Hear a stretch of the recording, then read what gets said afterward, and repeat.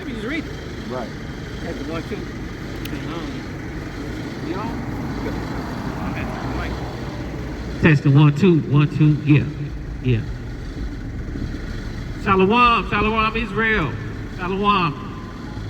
My beloved, I want to say Sabbath greetings to you.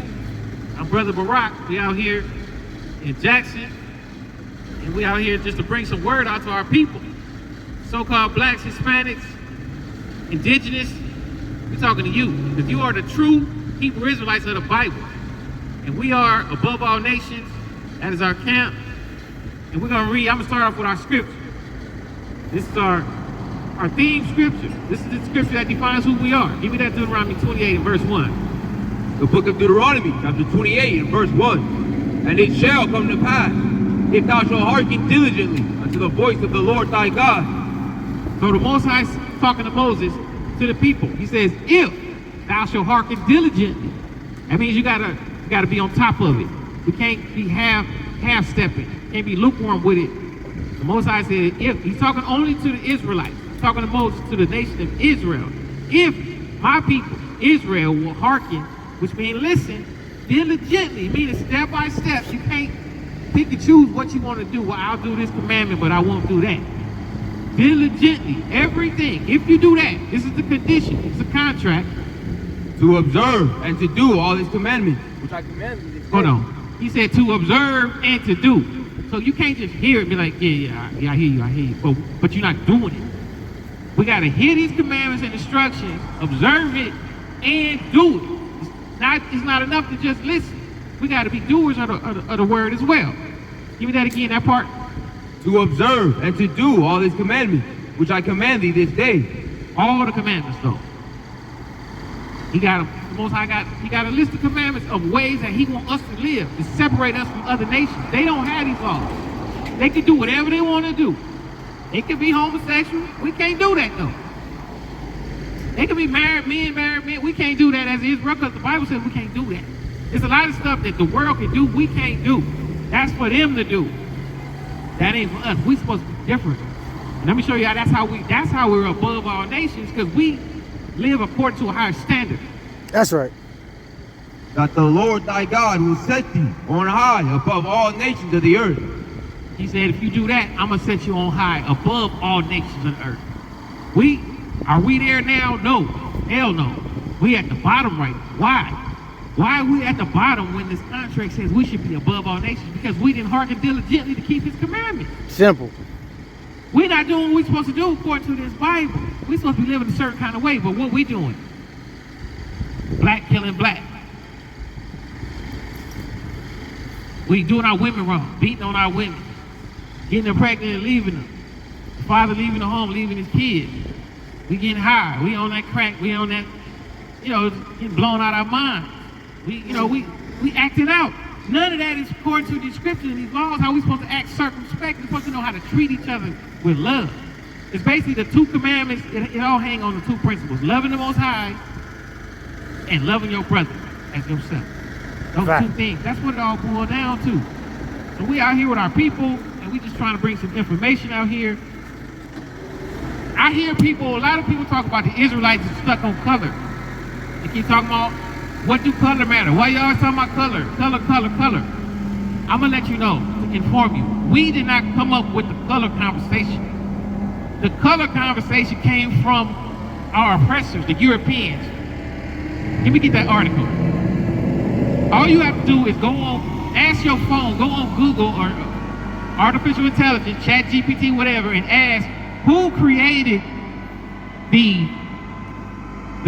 who created the labels of black and white for people? Who created those labels as white people and black people?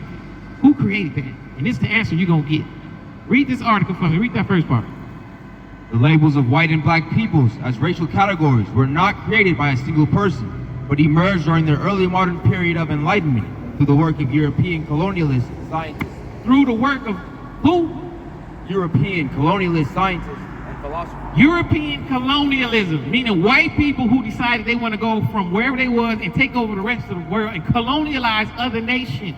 The white man created the concept of you're black, I'm white. That's a part of his white supremacy. Prior to that point, we didn't go by colors. We went by nations. We said, hey, I'm the tribe of Benjamin. I'm a Benjamite. I'm an Israelite. I'm of this nation. This is my people. My father was this. We could recite all our lineage going back. We can say, hey, I'm the son of so-and-so, the son of so-and-so. We was all about who we are. Not about what, it don't matter if you light-skinned, dark-skinned, red bone, pitch black. We didn't care about no color. This came from the Europeans to lump us all together in one category to eliminate all of our tribal alliances, any reference to where we came from. Because where the country called black at? Say, hey, I'm black. What country is that? The Chinese man, he come from China. The Japanese come from Japan. The East Indian man come from East India. Where the black man come from? You don't know. That's why we got to research and find out, because our history was taken from us by these European colonialists. Give me that again. Pick up where we left off. These terms were invented to classify humanity, often in a hierarchy, to justify systems of colonialism, slavery, and power. These classifications was, like it says, it was to justify colonialism. This is in the 17th century. 17th century, once that slave trade started, they said, we're gonna marginalize these people and just call them black. We're not gonna call you by your nationality no more. And it's several European philosophers who took part in this classification so that we can be known by color and no longer by our nationality. Your nationality is what nation you represent. Read out. Key figures in the formalization of racial categories. Francois Bernier. I'm not even gonna go read all the names of these people, but you had this guy, Francois, French guy. What did he do? A French philosopher who published what is believed to be the first comprehensive classification of humans into distinct races based on physiological differences and geography, though his categories do not solely rely on skin color. So based on physiology, how you look, they want to classify us. That's some French guy, Francois. Who else we got on that list? Carl Linnaeus, a Swedish botanist and zoologist who developed a system of taxonomy. In his classification of human varieties, he used color adjectives like albus, meaning white, for Europeans, and niger, or nigger, meaning black, for Africans, as primary description. So now you got Linnaeus. Now he wants to classify us the same way he does the animals, and to make us into a color. We never called ourselves by colors. We knew what nation we was from. We knew our lineage. We were proud to be from the son of our forefathers. We had a nation. We had an identity, and it was called Israel. Through our forefathers, Abraham, Isaac, and Jacob, whose name was changed to Israel. So we were Hebrew Israelites from our forefathers. Who else we got on that list? Immanuel Kant, a German philosopher whose influential essay on the diverse races of mankind adopted and popularized a classification system that included a white European race and a black Negroid race, linking these categories to specific, often derogatory character traits. Often derogatory character traits. So as you see, each one of these philosophers in the 1600s, 1700s is classifying us and breaking us down into categories to call us black, Negro, nigger, and assign certain attributes to us. Oh, he's black, he must be lazy. He's of Negroid descent. Oh, that means he's shifty. Oh, that means he's of low IQ. That means he's of low intelligence. And on the flip side, oh, he's European, he's Caucasian, he's white, he's superior of intellect. That's where the color constraints and labels came from, not from us. We're here to flip it on its head and explain that we are not a color, and to show you that we transcend color. That's not even important. Our nationality is what's important. We didn't define this. This is from our oppressors. So we got to use their same strategy and go ahead and flip it on their head. Who else we got on the list? Johann Friedrich Blumenbach, a German anatomist and a founder of physical anthropology.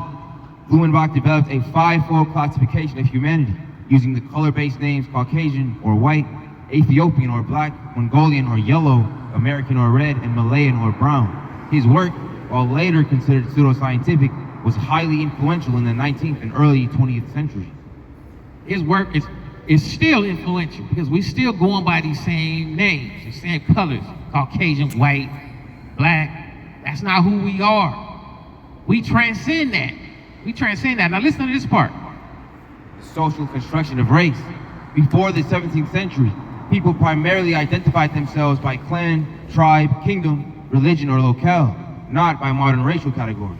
The concept of white and black as inherent fixed identities was a social invention that became intertwined with the institution of slavery and the development of racism in the American colonies. So this is an American thing. This is a justification for slavery. That's why we're called black. That's why the white man likes to call himself white, as to be superior and to differentiate himself from us, to justify his position of slavery. And we reject all of that. So it's not about color, it's about nationality. But guess what? Since you want to use color, let's at least tell the truth. Christ was not a white man. That's right. He was a brother. Since you want to break it down to color, we didn't bring up color. You brought up color. If color was not important, then why did you change his true nationality, his true image, and make him look like a white man with blonde hair and blue eyes? Why did you do that? Because it was white supremacy. So all we're doing is straightening it out and clarifying, letting you know that's not the Christ. That's not Jesus Christ. That's not Yahweh Shai. That is Cesare Borgia. That's a model who took the picture, who Leonardo da Vinci painted. That's not our Savior. That's not him. He was a brother, and he didn't look nothing like that. And we can show you that through the scriptures, and I'm gonna show you that even through history of what Christ looked like. Now I'm gonna touch this briefly, and then I'm gonna move on from it to something else, into our nationality. But if we're gonna deal with color, let's first deal with Yahweh Shai, Jesus Christ. Let's look at his forefathers. We're gonna do this logically. The lineage of Christ is coming from Judah, because he was a Jew. Abraham had a son named Isaac. Isaac had a son named Jacob, whose name was changed to Israel. Israel had 12 sons. One of them was named Judah. Now the lineage of Christ is found in the Bible. And we'll see that in his lineage, he comes through the lineage of King David, whose son was King Solomon. Now let's go to Solomon, chapter 1. I think I want verse 5.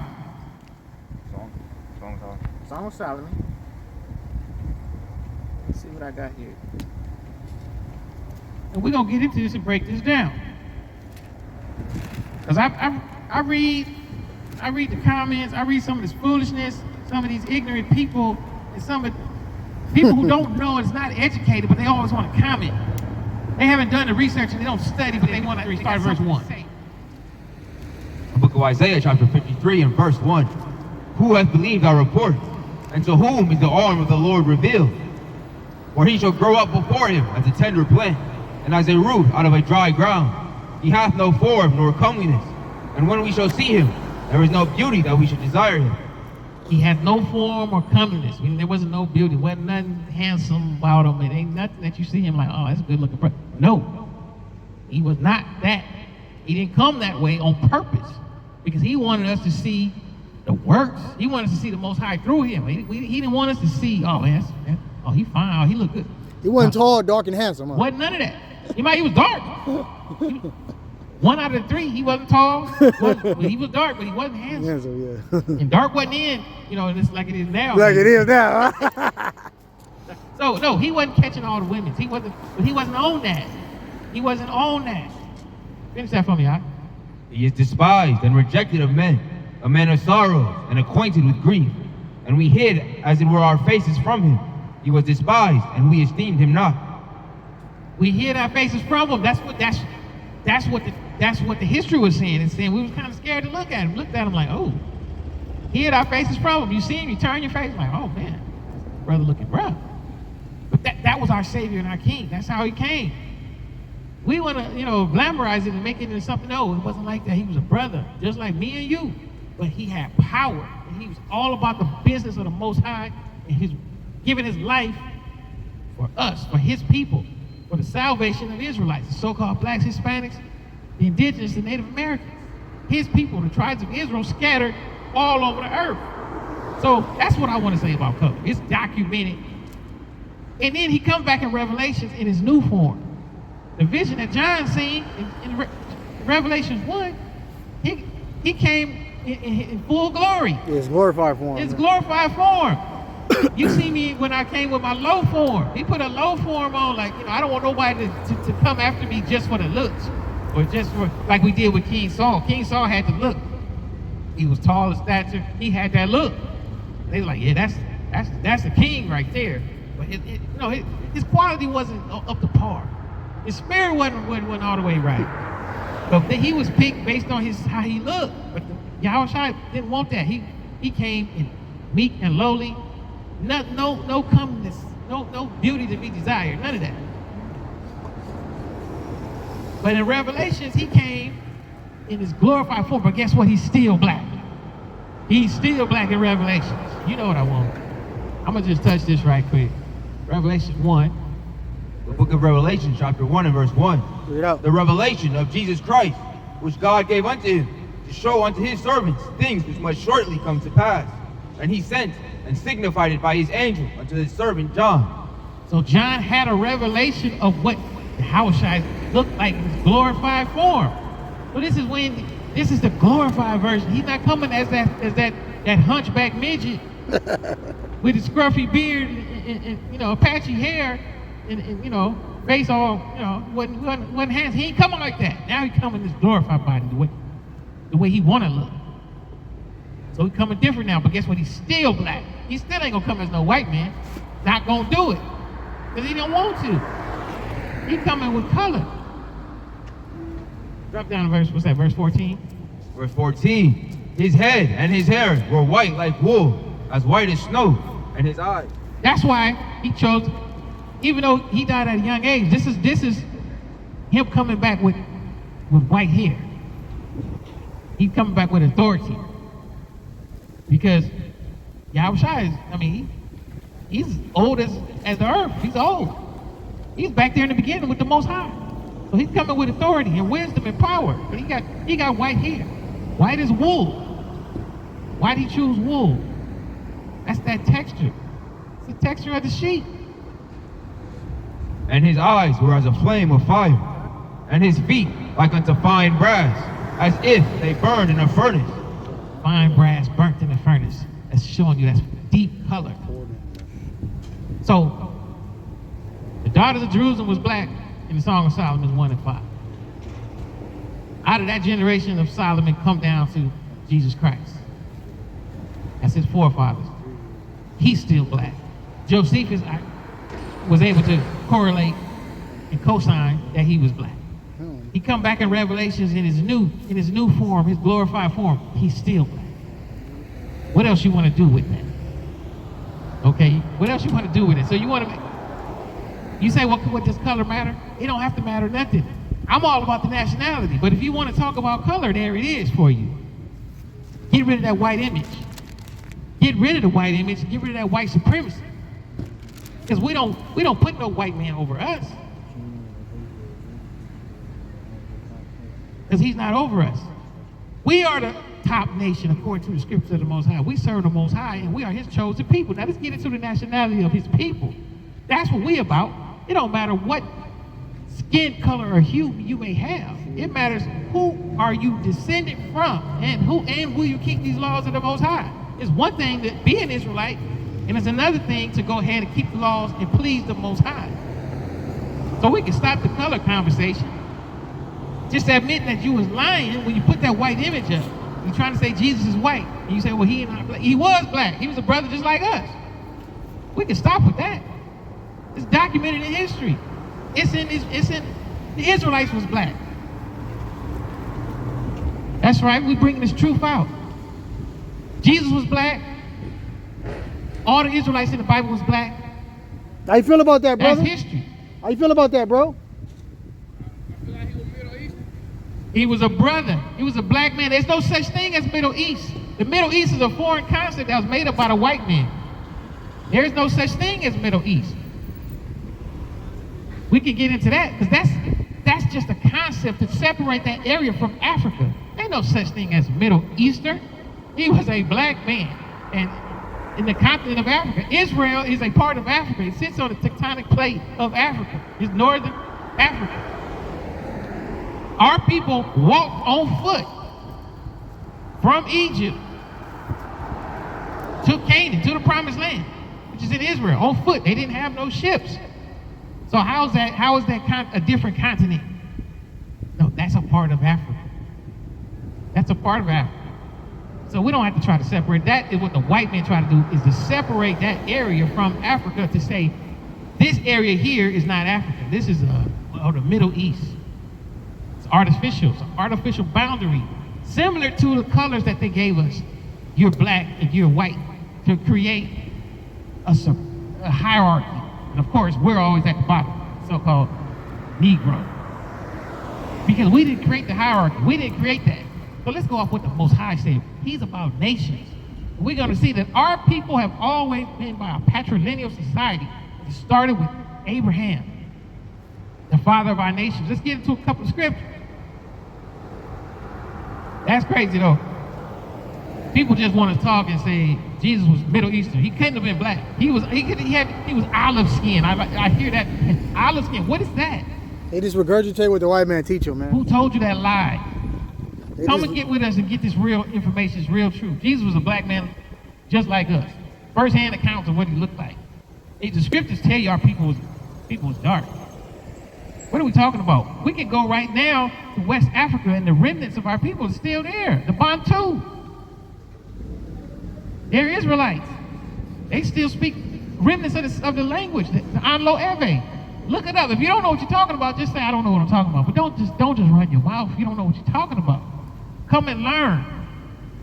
Come and learn. We didn't wake up yesterday and just said, I want to go out on the street and start teaching. We had to research. We got to research and study on a regular basis for years to come out here and teach our people. The Most High had to get us ready and prepare us for this. We didn't just wake up and decide that I didn't choose this. The Most High chose me. I didn't decide I want to follow the Most High and I want to be a street teacher. I want to prophesy to the people. I was on my own thing, doing what I wanted to do. Facts. Most High chose me and put it on my spirit and showed me who I was. And I was fighting and wrestling with it. I didn't just jump right on it. I was kind of like, it took 3 times before I got the message, before it clicked for me. But now I'm in it to win it, and ain't no turning back now. So let's get into this.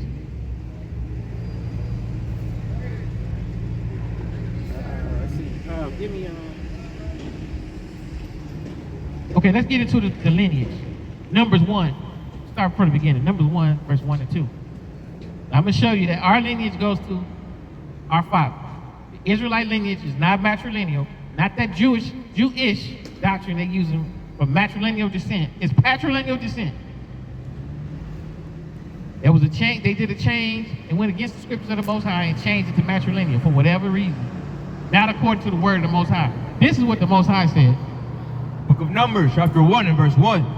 And the Lord spake unto Moses in the wilderness of Sinai, in the tabernacle of the congregation, on the first day of the 2nd month, in the 2nd year after they were come out of the land of Egypt, saying, Take ye the sum of all the congregation of the children of Israel, after their families, by the house of their fathers, by the house of their mother, by the house of their fathers, with the number of their name, every male by their poll. By the house of their fathers. That's how we were counted. Whatever your father is, that's what you are. It's really no consequence of what your mother is. That does not determine what your nationality is. So we're concerned with nationality. That's different than your citizenship. That's different from, what's on your passport, what's on your ID.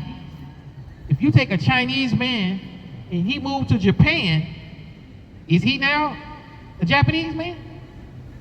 I don't care if he's been living there for 50 years. Is he Japanese now? What's up, bro? How you feel about the information? How you doing, brother? How you feel about it? How you feel about what he's saying? Our people, we out here for you. We come out here for you. We could have stayed at home. It's cold out here, but we out here for our people to tell them the truth, to bring this truth out. You are what your father was. So we have a lineage, and it's not called black. We have a nation that we belong to. We are from a nation of Israel. It goes all the way back to our forefathers, from Abraham. Let's go, give me Chronicles 9:1. First Chronicles. We go through our father's line. Whatever he is, that's what we are. But since we don't know what our lineage is, we just go by black.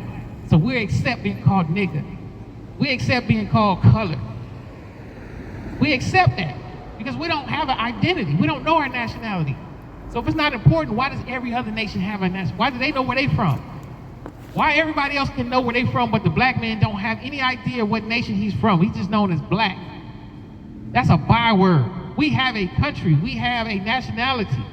We are the true Israelites. And we have a country that's occupied now by our oppressors and identity thieves.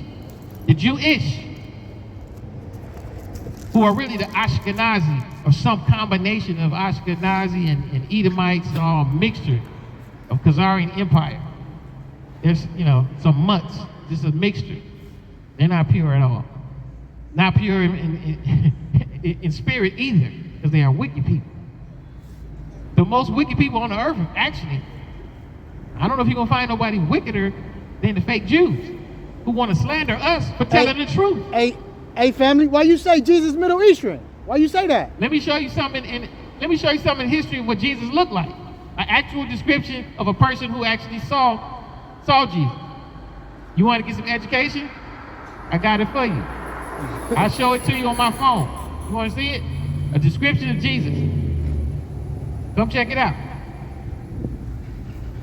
Bro. You can Google it for yourself and research it and see. Hey, fam, why'd you say he was Middle Eastern? Why'd you say he was Middle Eastern? Yeah, where you get that from? Who told you that lie? We from Israel. We from Israel, man. That's our original homeland. We Israelites. I mean, they Now call that's it the right. Middle East, you know what I mean? But how did the Middle Eastern people look during the time Christ walked the earth? No, that's Nah, not that's right. not the case, the brother. people you see in the Middle East right now is not the same people that lived in the so-called Middle East 1,000 years ago. That's not the same people. They're not the same people. The original people look like us. If you come get this history, I'll show you. You'll see exactly what Jesus looked like, because the description was given to us in history by Josephus. He was a black man, short of stature. He was not handsome, but he was dark skinned. And all the Israelites was black people, and they still are. We are the true Jews. You got that in 1 Chronicles 9:1? Book of 1 Chronicles, chapter 9, and verse 1. So all Israel were reckoned by genealogy, and behold, they were written in the book of the kings of Israel and Judah, who were carried away to Babylon for their transgression. So all of Israel, we were taken into captivity, but they kept a record of our genealogy. They knew who our fathers was. You are of the house of so-and-so. You are of the house of so-and-so. They knew what tribe he was from, whether he was from Judah, from Dan, from Naphtali, Issachar, Ephraim, Manasseh. We knew who we were from. We knew what tribe we was from. Salaki, can I say something on that? Just real quick. Just about what the brother was saying. I just want to say one thing about what the young brother was saying, the youngster, right? In terms of the Middle Eastern conversation, right? Because Jackson, Tennessee doesn't look like how it looked 100 years ago. You get what I'm saying? Through the migration, oppression, slavery, et cetera, you don't look the same, or the civilization or the area doesn't look the same 100 years ago. Now we're talking about Jesus Christ at least 2,000 years ago. You think Jewry or the Middle East, quote unquote, is going to look the same way it looked 2,000 years ago as it looked today? Not even in the 1960s. You get what I'm saying? Through migration, right? If you go back to the 1960s, right, which is not even that long ago, a lot of us lived in the 60s, they're still living today, they'll let you know, Gamal Nasir, he let you know, there'll never be peace in Israel because they left black and came back here white. So we got a point in history that lets you know that the Israelites or the Jews are black. You get what I'm saying? So when you say he's Middle Eastern, what do you mean by that? Let's break that down to a linear level, you know what I mean? That's all I want to add. It's an excellent point. Because populations change. The population 100 years ago in this city is not the same as it is now. Demographics change, but they still call themselves Jacksonites or whatever they call themselves here. Yeah. Jacksoners. But it's not the same Jacksoners or Jacksonites as it was 100 years ago as it was 200 years ago. Facts. It's demographics. So the people that's in the so-called Middle East right now, that's not the same people. They have been, people conquer each other nations and take over. Different nations continually take it over. So it's not the same people. The people that's in Egypt right now, those Egyptians, they Not ain't them. the Egyptians that had us in slavery. Those light-skinned folks with the straight hair, them ain't the original Egyptians. The original Egyptians, you're gonna find them in Sudan. They've been ran up out of their homeland. All you gotta do is some research. Just do some basic Don't believe what your enemies done told you. Because it's all lies. If it's coming from the white man, it's a lie. I guarantee you that right now. If it's coming That's out a his fact. mouth, That's it's a a lie. fact. Because we know that he is the deceiver on the face of the earth. He will lie to you. Twist, turn it. He's not gonna tell you the truth. He gonna play with the words and use all types of tricks and shenanigans to lie to you. He's not gonna tell you the truth. He told you was getting 40 acres and a mule. That's what he told our ancestors. We still waiting. We're not getting no reparations. We know he's a liar. You will not get what he lies to you. He wrote treaties. He made all kind of treaties with the Native Americans. He broke every single one of them. Every single one, huh? And he's still breaking some now. He constantly breaking treaties and covenants and contracts. That's what he does. So don't listen to his history. It's his story. It's not going to be accurate because it's going to be slanted in his favor. So we see that our people was always accounted for by genealogies, not by color. So we got to know who we are as a people. It's important. What people say, well, what does color matter? It's not about the color. It's about what's your nationality. What is your history? Who do you come from? The reason it's important because there is a special group of people above all nations that the Most High is only dealing with. And it happens to be the Israelites. It just so happens it's us. That's right. And guess what? We got rights that come with that. There's benefits that come with that. Ultimate benefits. But there's responsibilities too. That's the flip side. But if you don't know who you are, you don't know that these rules apply to you. You don't know that the covenant applies to you. So you're breaking the covenant every day of the week. Right now, we're breaking the covenant. We buying and selling on the Sabbath day. We working right now, delivering the mail. We're breaking the Sabbath day. And if you're an Israelite, that's a commandment that we was commanded. We have to keep the 7-day Sabbath, according to Exodus the 20th chapter. But we're breaking it. But if you don't know who you are, you don't even know that you're in violation of the covenant, which means since you broke the covenant, now you have to get these punishments, these curses. That's what we up under as a people. So we're trying to teach our people, learn who you are. It ain't about the color, it's about the nationality. Who is your nation? Let's see what's important. I'm gonna show you something. Give me Genesis 12, verses 1 and 2. And you're gonna see that your nation is not about where you live, it's not about your citizenship. It's about your heritage. Who are your fathers? That's your nation. Genesis 12, give me verse 1 through 2. Book of Genesis, chapter 12, and verse 1. Now the Lord had said unto Abram, get thee out of thy country and from thy kindred. And The Most High talked to Abram and said, hey, I want you to leave your homeland. He was over in, I believe, Mesopotamia, somewhere over there in Africa, that area. And the Most High told him, it's time for you to leave. I'm going to send you somewhere. and from thy father's house unto a land that I will show thee, and I will make of thee a great nation. He said, I'm going to make of thee a great nation. I'm going to make a nation out of you and your descendants. That it from verse 2? And I will make of thee a great nation, and I will bless thee, and make thy name great, and thou shalt be a blessing. Thou shalt be a blessing. So Most High promised Abraham, I'm going to make a great nation of you. Guess who that nation is? We are that nation. We are the descendants of Abraham. Only through his son, Isaac, though, because he had more than one son. But he's going to make a great nation. This nation that he's talking about is the nation of Israel, which you so-called blacks, Hispanics, indigenous, and Native Americans are. That's who you are. You are the diaspora, the scattered of the tribes. Coming from Abraham, we are a nation by ourselves. Even though we're scattered among all the different parts of the world, we're one nation. One nation divided in location. but we're one. We're going to unite, and that's when Ezekiel 37 comes in, where we're going to all come together and be united as one great army. We're not going to get into that right now. But right now, we are one nation. I don't care if you're in Guatemala. I don't care if you're in Mexico. I don't care if you're in Sudan. If you are of the descendant of Isaac, Abraham, Isaac, and Jacob, you are of the nation of Israel. It's not about where we live. It's not about what's on your ID. It's about your lineage. That's what's important. I'm trying to drive that home. Because there's a lot that comes with it. There's a lot that comes with this identity. This is not just a fun fact.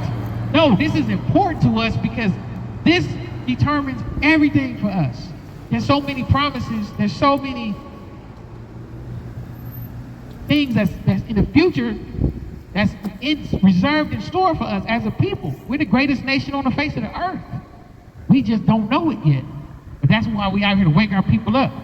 Let them know it's time to wake up. Stay right there. Genesis 18. Give me verse 18 and 19. We're going to see that we are a nation of our own. I'm not a United States. That's not my nationality. That's my citizenship. That's what's on my ID. This is not my nation. That's why I don't stand for no Pledge of Allegiance. Listen, I don't pledge allegiance to this nation. This is not my nation. My nation is Israel. My nation is my people. Read that for me, Hawk. The book of Genesis, chapter 18 and verse 18. Seeing that Abraham shall surely become a great and mighty nation, and all the nations of the earth shall be blessed in him. For I know him, that he will command his children and his household after him, and they shall keep the way of the Lord. That's what made Abraham special. The Most High said, I chose you, Abraham. I chose you because you will command your family to keep these laws that I have for you. I know you. I know your heart. You will do it. That's what makes us special and above all nations. Not because of our color. The East Indians is dark. Darker than a lot of us. They're dark. They not the people. They not God's chosen people. They ain't got nothing to do with our skin color. It has to do with who we are, who our forefathers are. I don't care if you're high yellow or pitch black. If you're from the tribe of Israel, you the people. It don't matter what you look like. It matters your heritage. Read out. To do justice and judgment, that the Lord may bring upon Abraham that which he hath spoken of him. He knew that Abraham would cause justice and judgment on the earth. And that's what Israel is for. That's our destiny, is to rule this earth righteously. That's why this kingdom is falling around us. This kingdom of America is falling. Civil war is headed to this country. It's going to collapse in upon itself. This nation will collapse because it's built on wickedness, on slavery, on foolishness, on sin, blasphemy. That's what this nation is built on, corruption. The land was stolen from the Native Americans, the indigenous. It was built by the enslaved West Africans, which was us. And it was expanded through colonialism and war and aggression, rape and genocide and murder. That's how America got to be great. On the backs of our forefathers. And nothing that has a corrupt root like that is going to stand for long. The Most High is going to bring this nation down just like he took down Rome, Egypt, Assyria. It don't matter. Every empire had to fall. Babylon, they all fell. So this spiritual Babylon will fall too, and soon, because we can see the foundation crumbling. But what's going to be the next wave, the next kingdom? It's going to be the kingdom of Israel. The Israelites, we up next. Thus says the scriptures of the Most High. Esau is the end of this world, but Jacob, which is Israel, is the beginning of that to come. In your Apocrypha. That's what that's saying. Now let's stay right there. Give me Genesis 21. Give me 12 and 13. I'm going to hit another precept on it. Genesis chapter 21 and verse 12. And God said unto Abraham, let it not be grievous in thy sight because of the lad, and because of thy bondwoman, and all that Sarah hath said unto thee, hearken unto her voice. For in Isaac shall thy seed be called. And also of the son of the bondwoman will I make a nation, because he is thy seed. That shows you that Abraham had 2 sons, and he made another nation. That's showing you that there's 2 nations came out of Abraham. There was the nation of Israel, and his son Ishmael that became the so-called Arabs. So that's 2 nations coming from one man. Most High did something special. He made a people out of somebody that was not a people. There was no such thing as the Israelites. But the Most High made us into a people. And he gave us his laws, his statutes, and commandments for us to keep because the world would not keep them. So he said, I'm going to create a people that will do it. And I'm going to start with Abraham because he's faithful and he will command his family and he will be righteous and just. We are the descendants of that man, that great man. We are the descendants of the righteous man, the faithful Abraham. So we got to live up to that standard. We got to stop acting like we don't have no sense. We got to stop acting like we, are marginalized and minorities who don't have no power. We have the Most High on our side. We his chosen people. All we got to do is stop the foolishness and repent and turn back to the Most High and start back keeping his laws. And then he gonna start backing them curses off of us. He gonna start taking his hand off of us and let us prosper and building us back up like he wants to. He don't take no pride in putting us to death.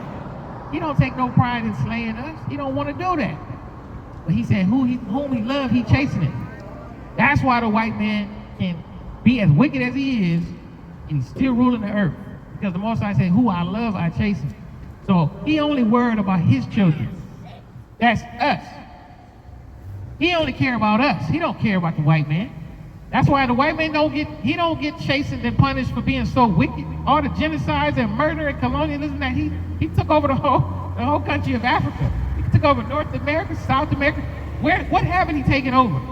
He took over Hong Kong. He's everywhere. His footprint is everywhere. But the Most High have never really dealt with him and just wiped him out yet. Because he says, I'm not worried about him. I'm going to punish my children because they broke my covenant. I'm not worried about the other nations yet because I'm going to deal with them. And in the scriptures, he tells you what his plans are for them. Not what I'm saying. Thus saith the Most High. Coming out this Bible. If you don't like what I'm saying, take it up with the Most High. I didn't write it. I didn't write the book. But I'm reading it and I'm studying it. And it's powerful what's in there. We also have, we got forefathers like Simon. I'm not going to get into all of our people. But see, our nation, I told you, we scattered. I'm going to show you in the scriptures that we scattered. Give me that in Isaiah 26:15. We're one nation, but we scattered around the world. We don't have a homeland right now. We don't have a place to call our own yet because it's occupied by some strangers. It's called Israel and those surrounding areas. That all belongs to us. The book of Isaiah, chapter 26 and verse 15. Thou hast increased the nation, O Lord. Thou hast increased the nation. Thou art glorified. Thou hast removed it far unto all the ends of the earth. We're the nation that was increased and removed far to the ends of the earth. We have been removed to the ends of the earth. That's what the scripture saying. We have been scattered through a diaspora, but we're still that nation. We did not lose our identity just because we lost our homeland. Anywhere we go, we're still going to be Israel. If you take an apple and go take it over to Mongolia, it's still an apple. You can go over to Antarctica, it's still an apple. We don't lose our identity based on what you call us. You can call me any name you want. I don't care if you say I'm not a real Jew. I didn't ask you for my identity. The Most High showed me my identity. I was told I was black or African American.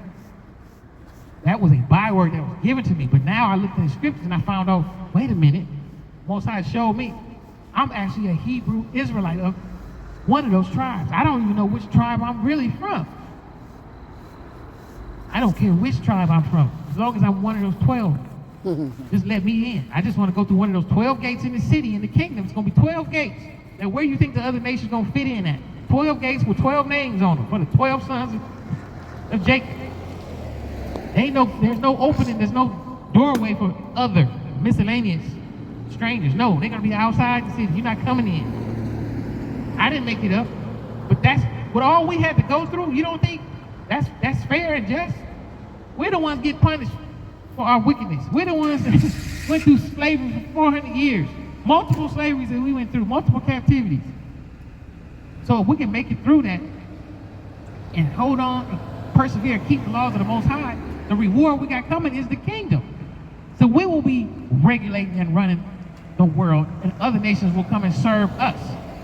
That's only fair and only just. Y'all don't think that's fair? Well, slavery wasn't fair. All of us had to go on those ships. It didn't matter whether he was a good person or bad person. They didn't care. But we're here, our people, just trying to bring this truth out. Blacks, Hispanics, Native Americans. I just want y'all to know, y'all are the chosen people of the Most High. I could go on all day, but I'm not. I'm gonna save some of it because I'm gonna let my brother come up. But I just want y'all to know, your nationality, that don't change no matter where you are. It's all about who your forefathers are. You are the ancestors of Abraham, Isaac, and Jacob. The world is waiting on you to return, keeping these laws of the Most High so that you can be a blessing to the whole world. All nations are going to be blessed through Israel. So I just want my people to wake up, come get this truth. And I say shalom to you. I'm going to hand the mic over.